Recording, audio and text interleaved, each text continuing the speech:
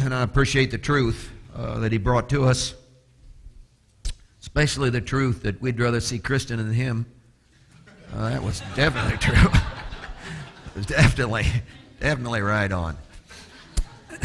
But, well, we're looking at Acts chapter 2. We're again in the middle of a study, and so this is we're dealing with the paragraph of verse 40 down through verse 47 of Acts chapter 2. And we've already had two sessions together in previous Sundays on this, and we're looking at our third, obviously, and we're dealing with verse 42 of Acts chapter 2, verse 42. And I'm not sure how I feel about this study. I'm not enjoying it as much as have other studies, but and I'm not sure why, except that maybe because it's so radical, maybe it's because it's so confrontational. There's just a strong element that runs throughout this entire passage.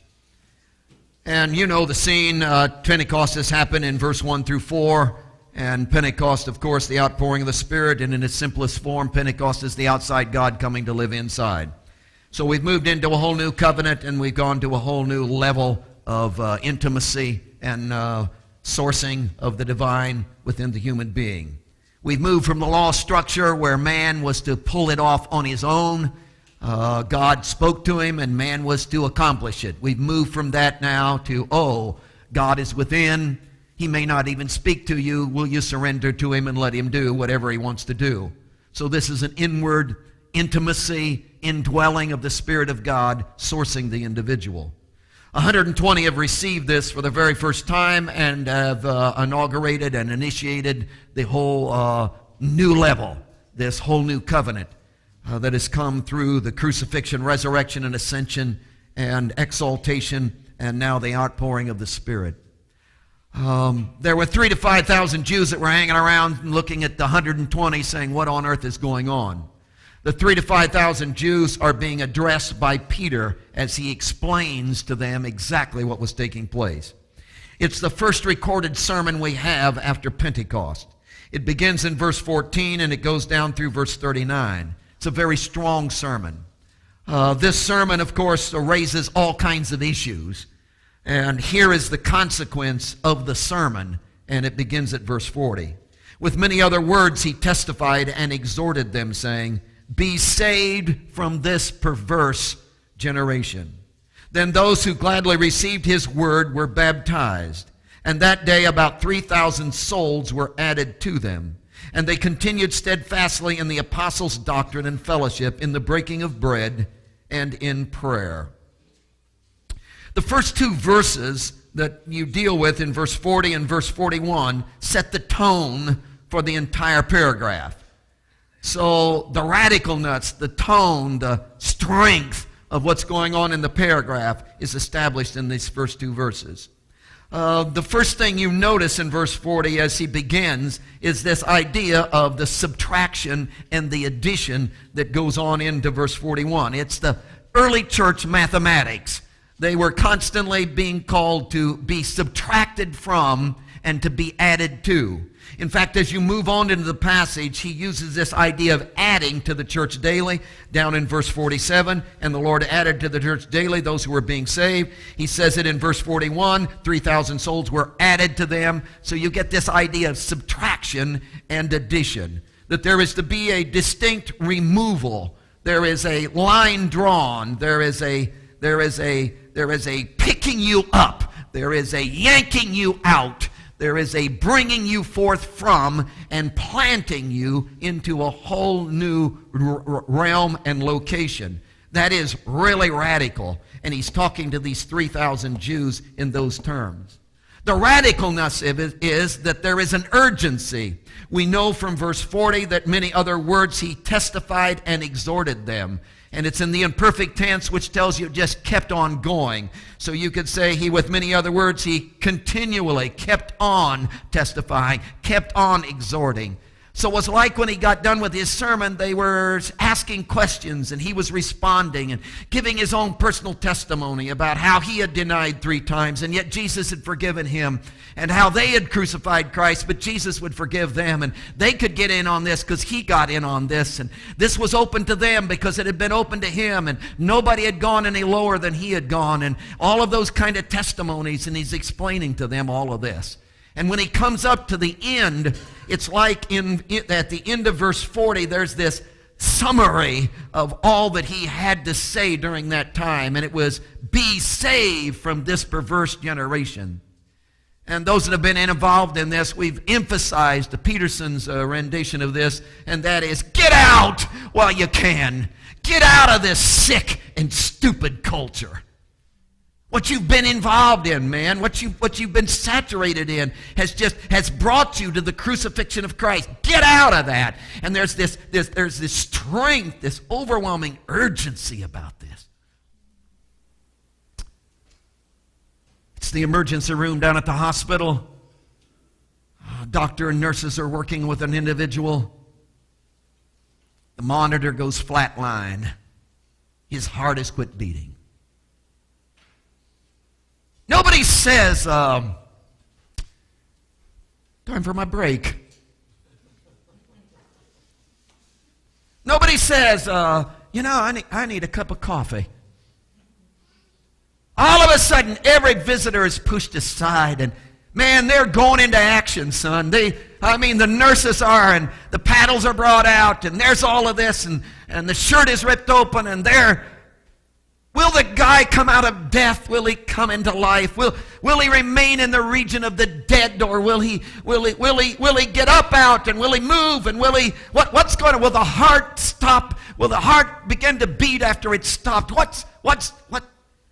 There's an urgency. That's this passage. Do you see 3,000 to 5,000 Jews who are as guilty as they can be of nailing Jesus to a tree? But aren't you too?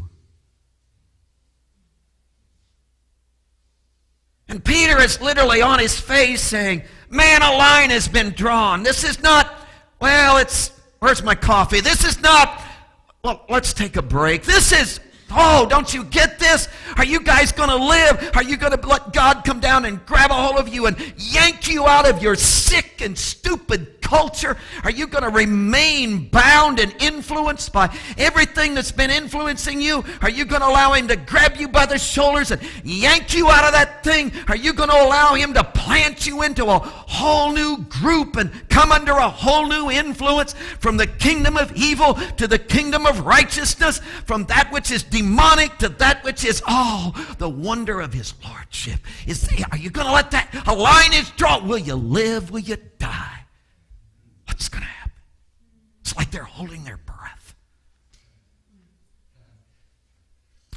See, it's really radical. And of course, in verse 41, you get the response of that whole thing. They received. Then those who gladly received his word were baptized, and that day 3,000 souls, about 3,000 souls were added. See, don't read the negative. It's not negative. It's not just get out, it's be added to. See, a lot of people want to get out of the circumstances, out of what's binding them, out of what's ruining their lives, out, but they don't want to be added to. This is a subtraction, and this is an addition. This is a positive. In fact, what's so phenomenal is that from verse 41 all the way down to verse 47, it's about what you're being added to. There's only one verse about getting out. There's many verses about what you're going to get into, and the wonder of the positive, of the embrace, of the intimacy, of the wow. What you're being added to. Peter is so vivid about this kind of thing, he says, you know what I gave up? You know what I got out of? To go back to that, he said, it would be like a dog returning to his vomit.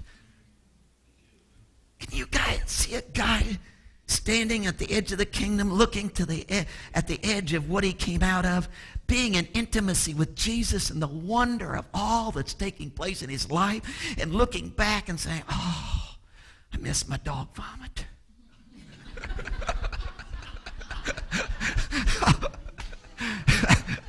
Come on. What did you give up, man? When you were subtracted and when you were added, what on earth what sacrifice did you make? Get real. You were rescued. And there's such a positive element to all of it. So you realize he's talking to Jews who aren't bad. In fact, we'll get into the fact that they are devout men, it says. Which means that they are righteous and they keep the law and they don't have anything bad in their lives. And yet he's talking to them, get out while you can. Get out of your sick and stupid culture. What's he talking about? Their traditions, man. Well, God gave them their traditions. There's nothing wrong with traditions. I know that, but this is not about traditions. This is about Jesus, and you nailed him, son. You nailed him. So I want you to be relocated in the very essence of Jesus himself, and what you were surrounded by, and what influenced you, and the traditions that brought you to get out of that. Get out of that. They were people of the law. What was wrong with the law? God gave it to them. I know that. But this is not about law. This is about Jesus. Get out of the law brought you to the crucifixion of Christ, man. Well, what about our ceremonies? Nothing wrong with them. See, it's not about those are bad, this is evil. It's about, don't you get this? This is about, these are the things, this is the sick and stupid culture that you allowed to dominate your life, that brought you, what's your sick and stupid culture?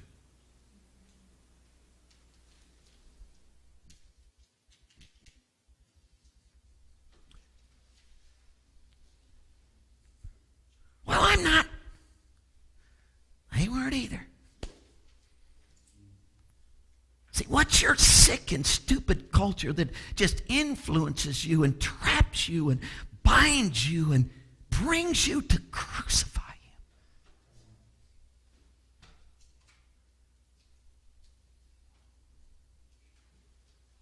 him?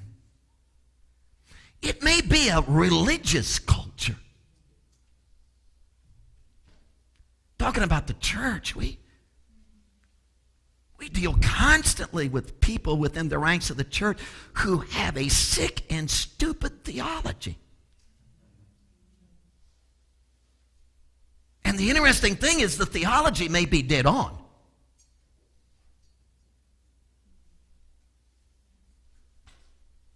It may be a holiness theology. We got it, and we can argue, and I can arm wrestle your holiness theology, brother, and win every time. But don't you understand? You're in a sick and stupid culture that takes your very theology of holiness and causes you to crucify him.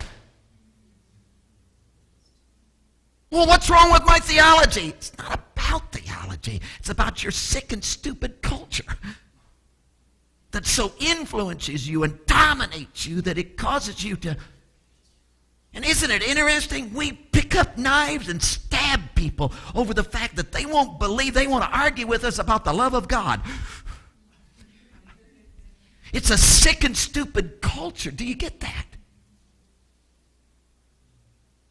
He wants to subtract you from that and bring you into the positive. He's the new location. Now, as you get into the passage, you go then to verse 42. I want to get into the truth of the passage with you. And we need to do a little word study. And this was really so neat because what we did last night, if you were here, it's almost the same thing. So those of you who were here last night, maybe you'll get it this morning. The very first word in verse 42 in the Greek text, the very first word is translated, they were.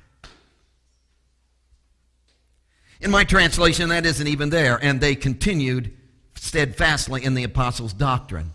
But in the original language, and some translations have it, it's translated, they were. It's the same as it was last night in the passage we were dealing with in Matthew chapter 10, verse 26. It's the same because it's the third person, and which is they, and it's the were, and it's the third person perfect of a me. And a me is the I am word. It's the state of being.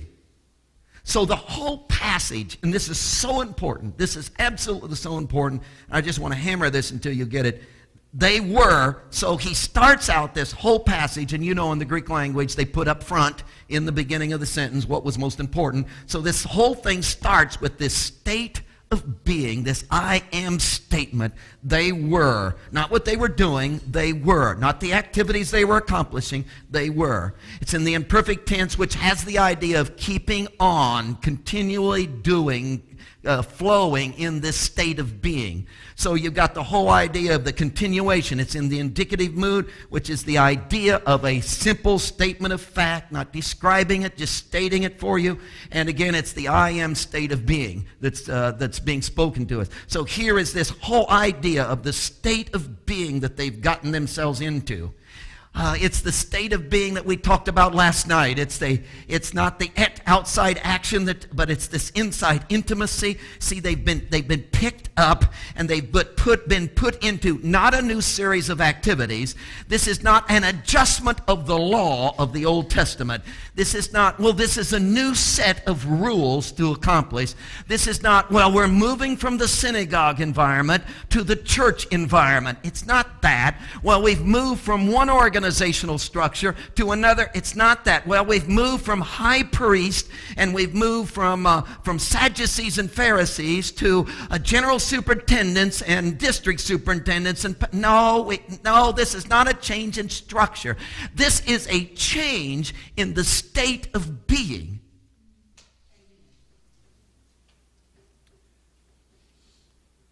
Do you get the idea that there is no change in your life until there's a change in the state of being? That activities can change, but unless the state of being changes. The whole emphasis of the passage is a relocation. It's coming out of this and being put in a new location. And the new location is Jesus, which is a state of being.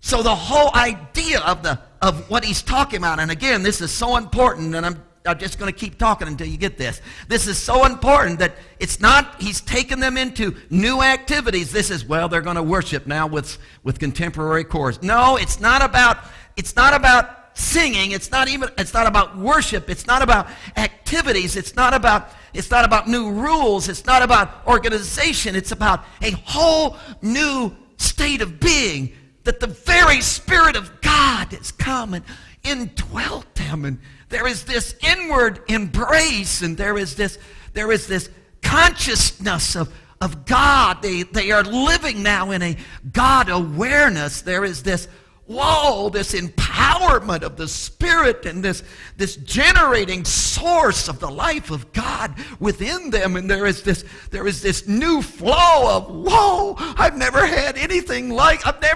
this is a whole new energy level, a whole new resource deal, I've never thought things like this before. This is a new state of mind. This is a new emotional attachment.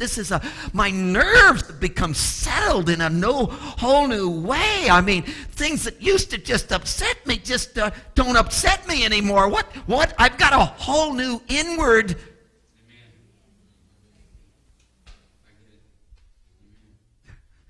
attitude. They weren't added to a new club. They weren't added to just a new location in terms of physical. They weren't just, I've given up those friends and taken on this. I've stopped drugs and now I'm hooked on Jesus. It isn't that kind of deal. It's a whole new state of intimacy. Do you have that? That's the whole deal. The whole deal. Now, it's interesting that the second word in the Greek text is translated, in my translation, and it's the conjunction. It's a coordinative, continuative conjunction. Wow. Just to say it is neat. And normally it's translated but. But in this case, it's a little bigger than that, because it doesn't just set up contrast. It has the whole idea of adding to. It has the whole idea of taking you from, this is what we've been describing, and now this is what we've been stating. Now I want to give you a whole new content to what I've stated.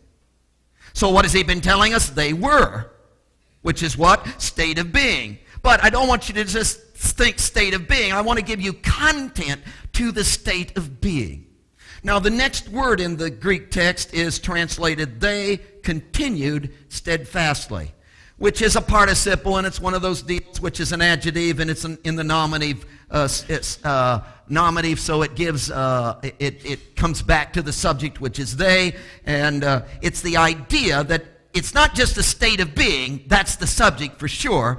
But the state of being that they're in, I want to give you content to that. And the content of the state of being that they're in is that it just keeps on going. This Greek word is two words put together, prefix to, can be translated to, and the root word is be strong, steadfast, firm, endure, hold on, hold out, that kind of thing. So the state of being they're in, he's describing it as a state of being that just keeps on and on and on. So that I want you to get the concept, that the concept is not, oh, they got together every Wednesday night. No, this happened Wednesday morning too. In fact, it happened Wednesday noon. In fact, hey, it happened when they went to bed. In fact, it went when they got up. In fact, on Thursday all day. In fact, Friday too. And good night when he was kissing his wife, he had this. Can you believe this? This state of being, what was going on inside, this intimacy, this state of being that he's describing, of the fullness of the Spirit of God literally coming to indwell you, begin to just permeate. It just kept on and on and on and on and on. And it wasn't in and out. Well, sometimes I do, sometimes I don't. Well, once in a while, well, most of the time. Well, there I do have no, this is continual, steadfastly. This was every time you got close to him, this became evident.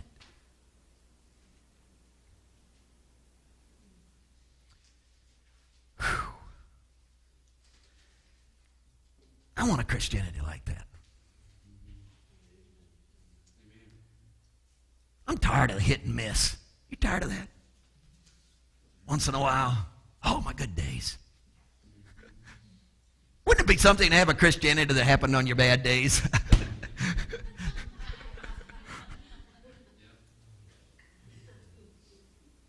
Because if it could happen on your bad days, it could probably happen all the time. Wouldn't it be great to have a state of being, of intimacy with Jesus that wow, it's just a continual, good days, bad days, nothing. It doesn't have anything to do with doing and performance. It's not measuring. It's not, well, how'd you do today? I didn't do too well. Wouldn't it be interesting not to measure your days by what you do or don't do? It has to do with, the state of being. That's the whole emphasis. Now, we've really taken a lot of time to deal with that state of being, and here's why. Because this state of being, he says, moves into 4 locative datives. And he lists them. Now, in this case, they're locative datives, meaning, let me tell you the location where this state of being took place. And here's the danger. The minute you read the rest of this verse, they continued steadfastly in the apostles' doctrine, number 1, fellowship, number 2, breaking of bread, number 3, and in prayer, number 4. The minute you read that, those 4 things become so big in your mind, and you visualize them as activities, that you think, oh, I know what happened. They got saved, and they came to Cross Style Training Center. And they attended classes. And they came to the fellowship supper on Friday night, Saturday night, 5 o'clock, and ate in the fellowship. Wow. And the breaking of bread. Yeah, they hung out. And they had prayer meetings too. Wow. So if we just have suppers and fellowship and break bread together and pray sometimes and come under teaching, we'll have everything they had. No. Those are programs. And you could do those 4 things and not, because those 4 things those are just expressions of this state of being. And the whole emphasis is on the state of being, this inwardness, this dependency, this aliveness, this embrace, this continuing in the intimacy with they had been yanked out of that one culture and placed into the middle of Jesus, and in that embrace and in that intimacy, they just had this state of being that just kept on and on and on and on. And, sometimes they got together, man, and they learned from the apostles. And sometimes they got together and they hung out and had fellowship. And sometimes they got together and moved this guy into another house. And sometimes they got together and mowed a guy's yard. And sometimes they got together and, they had suppers too. Yeah, they had suppers too. And yeah, they got together and prayed, I guess. But they prayed most of the time. It was just... And the state of being floated, and you could add some things to that.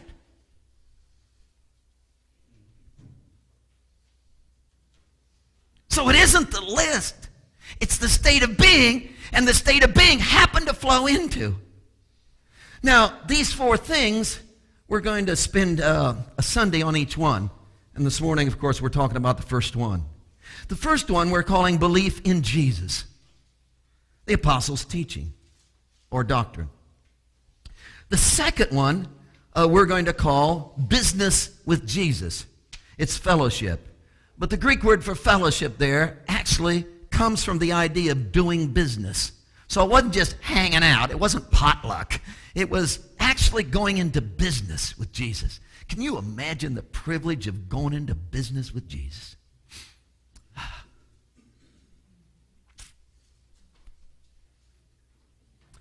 The third one, of course, is breaking of bread, when we're calling it, obviously, breaking of bread with Jesus, because it had the idea of communion with it.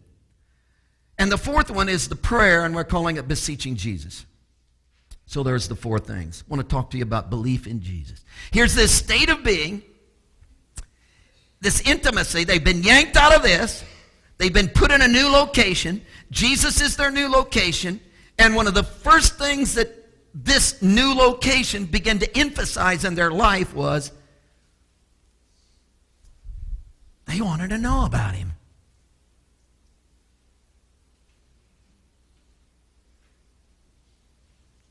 Can you imagine a guy getting intimate with Jesus and into this state of being and not wanting to know about him? Can you imagine a person standing and saying, I love Jesus more than anything in my life, and he's so real in my life, and he and I are so tight, and he's flowing in my life, but having no hunger to know about him?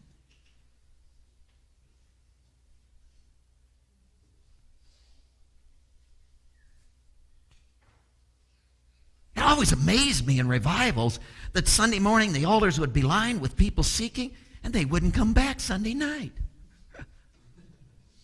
I never could figure that out.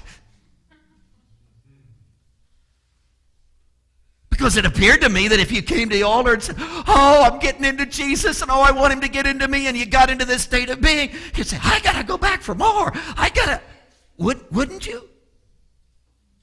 That there would be some kind of hunger, some kind of desire, some kind of, you'd be pulled, wouldn't you, if he's that big of a deal in your life? Isn't it interesting? One of the definitions for slave, I'm a servant, slave of Jesus Christ. One of the definitions of that is addiction. I'm addicted. I'm addicted to Jesus. I gotta Just can't stand it. I got withdrawals.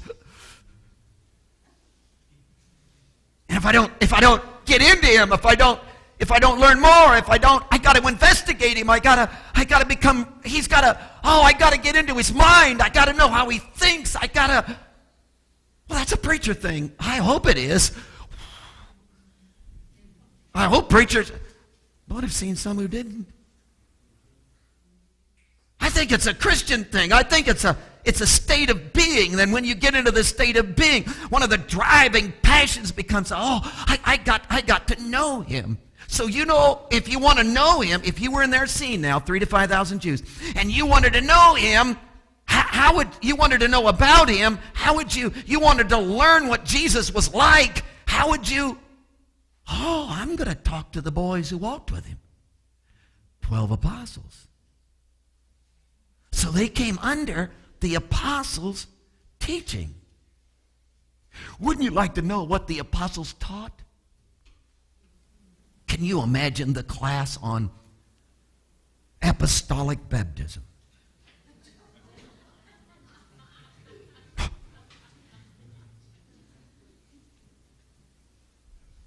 You think there was a class on that?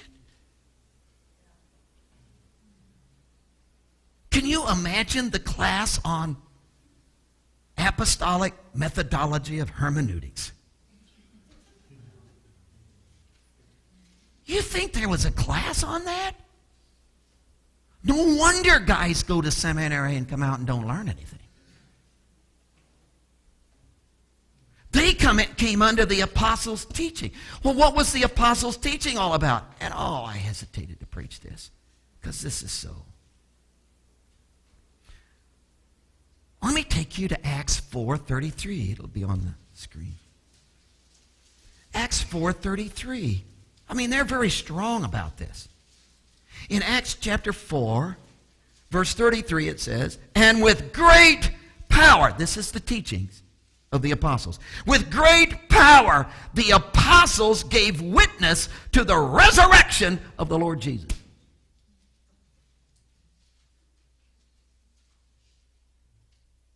In fact, as you begin to walk through the book of Acts, that's all they ever talked about. The resurrection of Jesus. Oh, you mean the fact that he was raised from the dead? Yeah.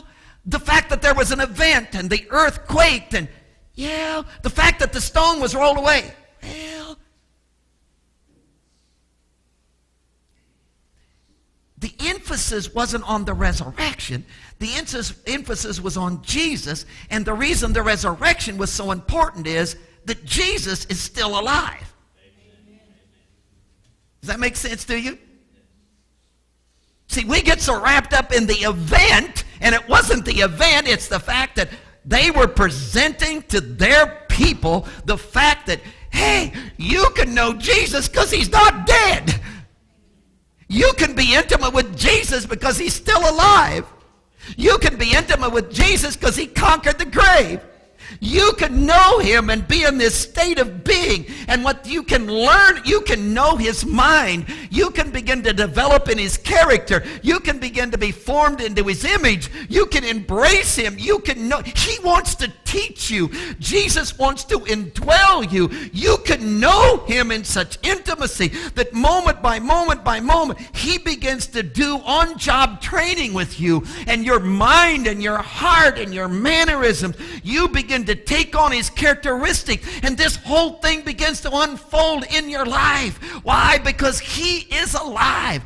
The doctrine all wrapped up in Jesus, who's not dead. Jesus, who can be alive in this state of being.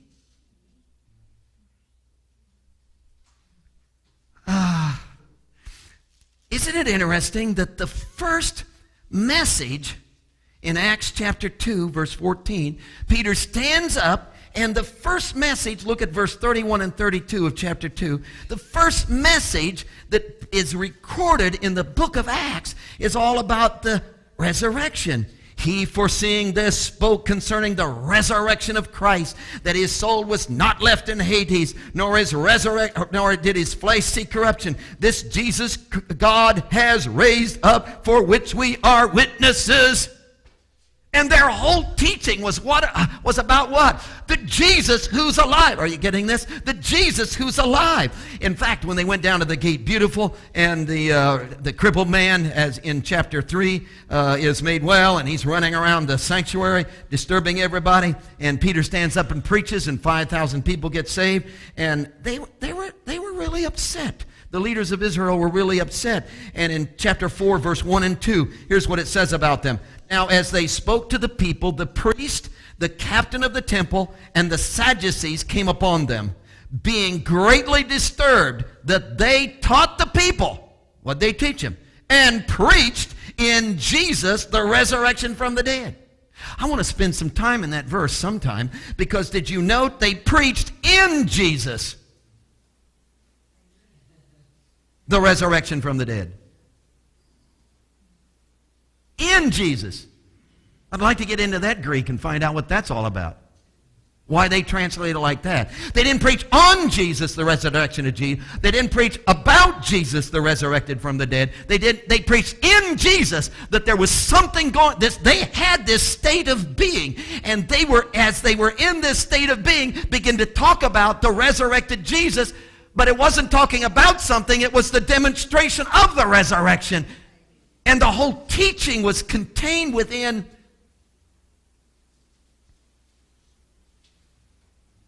See, it's one thing to have biblical classes about, it's another thing to have the Bible become alive, because He is. It's one thing to have devotions, read a little scripture and a dumb little story and say you've been. It's another thing to have the teaching literally begin to walk in your life, literally, because you're in this state of being. And got to go on. If you go down to Acts chapter 17, verse 18, it's the evangelism of Paul, and he decided he was in Athens, and of course you got all these high philosophers and all these bigwigs, and they are always debating philosophy and new doctrines, and so he decided to tackle him, and guess what he talked about? Acts chapter 17, verse 18, and some said, "What does this babbler want to say?" Others said, "He seems to be a proclaimer of foreign gods, because he preached to them Jesus and the resurrection." Paul is in Jerusalem. He's bound, and he's in trouble. They put him in chains, and he's standing before the council. And in Acts chapter 23, verse 6, it says, "And when Paul perceived that one part were Sadducees and the others Pharisees, he cried out in the council, 'Men and brethren, I am a Pharisee, the son of a Pharisee. Concerning the hope and the resurrection of the dead, I am being judged.' And he continued to talk to them about Jesus. When he was brought before King Agrippa, Paul testified, Acts 26:23, the Christ would suffer, that he would be the first to rise from the dead, and would proclaim light to the Jewish people and to the Gentiles. Isn't it interesting? When they wanted to select a disciple to take the place of Judas, in Acts chapter 1, verse 21 and 22, here is the criteria for that. The criteria for taking the place of Judas as an apostle was all the time that the Lord went in and out among us, beginning from the baptism of John to that day when he was taken up from us, beginning from the baptism of John to that day when he was taken up from us. One of these must become a witness with us of his resurrection. That the whole apostolic teaching was about what? Jesus, who is alive. If I was going to start a practical ministry school, that'd be my theme.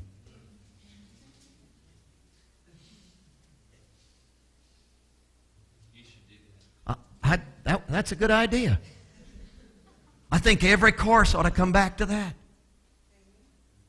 That it's all about this state of being and this intimacy and this saturate in his person and know him. And don't you have a hunger just to get close to him? And well, what about theology? You'll figure that out. But let's just get into Jesus. And could we figure out his mind and how he thinks, and could we have him reveal his inner heart so we know how he feels, and could we get so close to him that he begins to rub off on us, and could his cologne become our cologne? Could we find out how he fixes his hair? Could we just begin to investigate him until we get so close to him we know about the wart on his toe, man. We just get so close to him we know about the details of his being, and he begins to influence. Get out! Get out of your sick and stupid culture. Get out while you can and get into a whole new setting. What's the new setting? All this intimacy with Jesus, this being totally influenced by him, this coming under his domination, this knowing his heart, this flowing with his love, this feeling like he feels. Would you come into that? That's the teaching. Now there's a second part to this. Not only is it saturation in Jesus, but, and you'd expect me to say that's because this is what we've always been saying, saturate in the Word. Isn't it interesting that the very first sermon, and we've talked about this, but the very first sermon that's recorded after Pentecost, which is in Acts chapter 2, verse 14 through 39, is 26 verses long, and 13 of those verses are a quotation of Scriptures.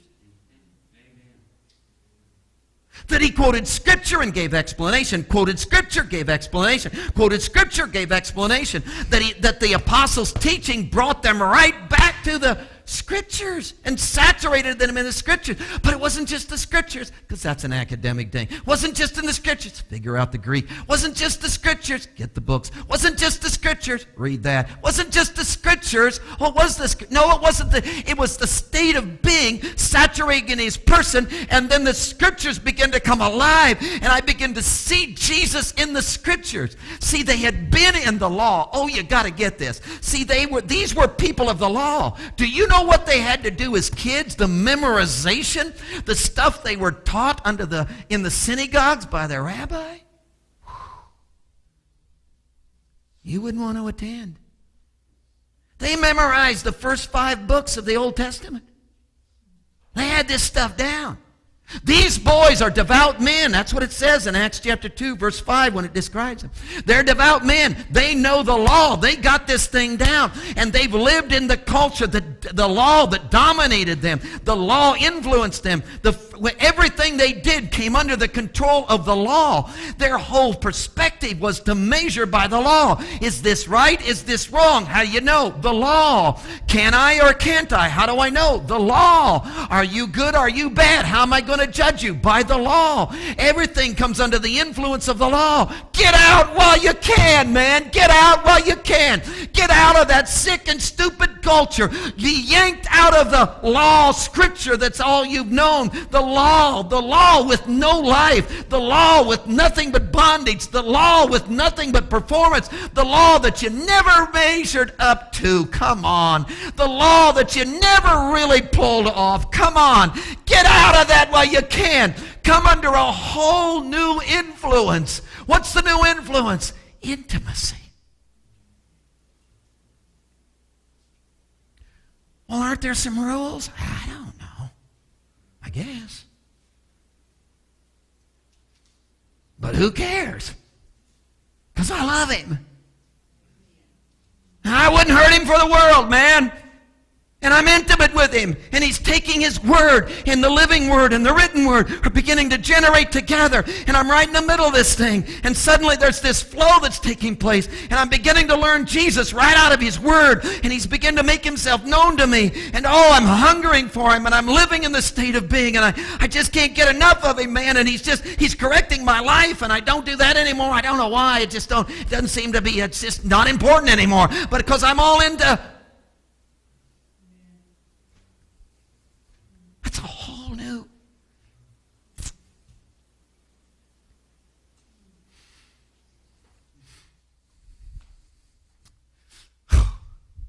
Want this for you.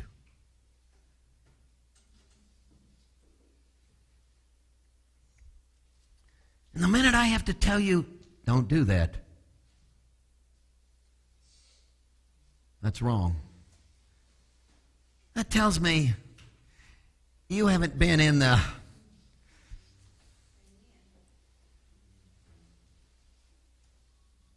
I can impose something from out here, but this is this state of being.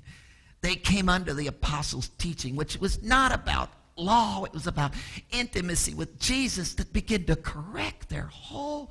And they had been under the influence of the law. Now the relocation was, the influence of Jesus.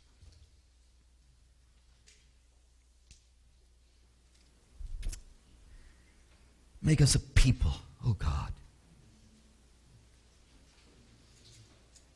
who are absolutely saturated in you.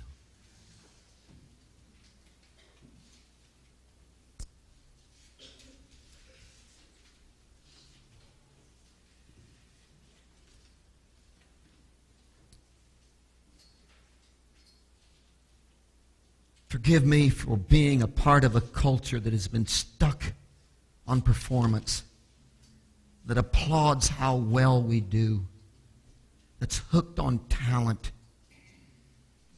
Forgive me for being a part of a culture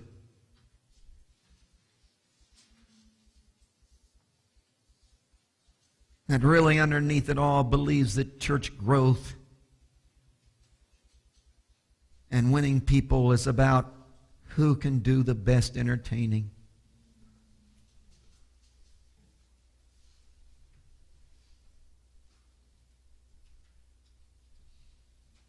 Forgive me for being a part of a culture where preachers compete. Who's the most skilled? Who comes up with the smartest ideas?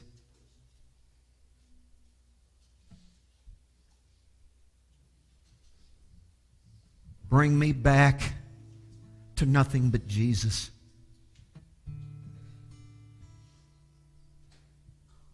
And the process of being split wide open until Jesus is revealed.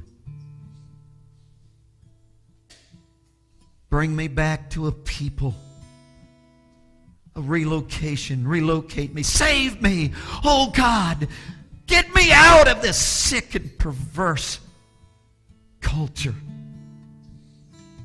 This sick and stupid culture that's so hooked on performance and doing. And bring me into an intimacy, embrace, where you're so revealed that my world is moved.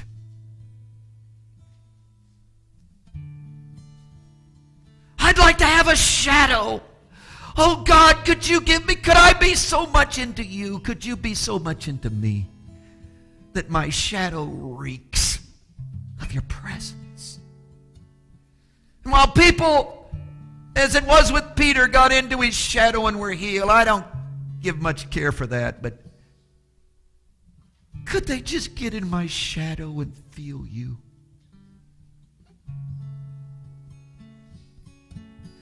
May every word of my mouth be about you. May the whole influence that my life comes under be you. May what determines every action of my being be you. May every attitude and every word be dominated by you. May the look on my face be yours. May. Please, Jesus. I hunger to know you.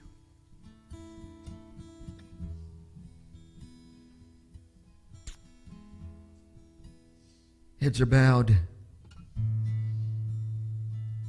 Get out while you can. Get out of this stupid and sick culture. Nothing wrong with the law, Manley, I know. Nothing wrong with my ceremonies, I know. Our traditions were given to us by God, I know. But they've become so big in your life, you've crucified him. Would you get out from that influence? What is it? What is your culture? What influences you? What's the dominant force in your life?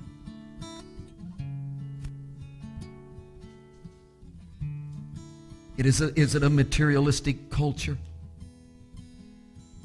Is it a performance culture? Is it a drug culture? What is your culture? Get out! Get out! While you can. Would you become possessed, mastered,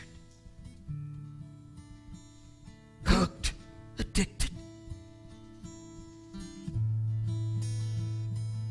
to Jesus? Would you let him fill you? Would you admit this morning you don't hunger for him like you should?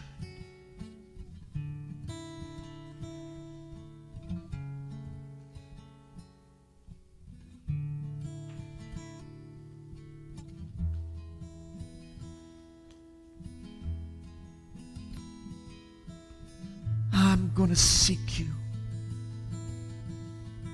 at the altar, dear Jesus.